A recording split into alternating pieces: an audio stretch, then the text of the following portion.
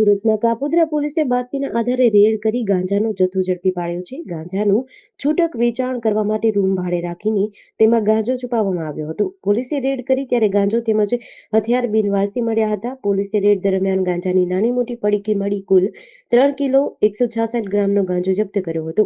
ગાંજા સાથે તલવારો, લોખંડની ફરસી, વજન કાંટો તેમજ અન્ય મુદ્દામાલ कब्जे કર્યો હતો.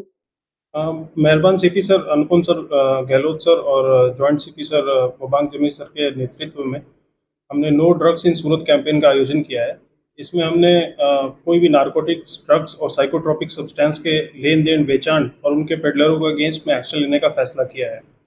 जोन 1 कपोद्रा पुलिस स्टेशन के विस्तार में श्री राम नगर सोसाइटी जो श्री राम नगर एरिया है उसमें मकान नंबर 473 इसके सेकेंड फ्लोर पे हमें बातमी मिली थी कि कोई विकास नाम का लड़का है जो कि भाड़े पे रहता है और किराए पे वहाँ पे गांजे की छोटी छोटी पुड़िया में बेचान करता है। हमारे काबिल पुलिस इंस्पेक्टर एमबी ओसरा और उनकी टीम डीए राठौड़ ने इस बातमी को इकट्ठा किया और मौके पे गए और उन्होंने पाया कि वहाँ पे 3.166 मतलब अराउंड 3 किलो 200 ग्राम गांजे का बरामद हुआ है। वहाँ पे एक डायरी भी मिली है और प्लास्टिक की कुछ पड़की भी मिली है जिसमें गांजा था। एक इलेक्ट्रॉनिक वेइंग स्केल भी हमें मिला है जिससे छोटे छोटे क्वांटिटी में वो गांजा नाप तौल के उस पैकेट में भरता था।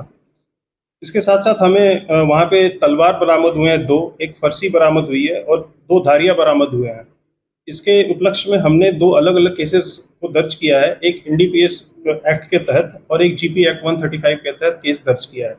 फिलहाल ये वांटेड आरोपी विकास फरार है और हम इसकी जांच पड़ताल कर रहे हैं। जेडीसी न्यूज़ साथी सुनील गाजावाला, सूरत।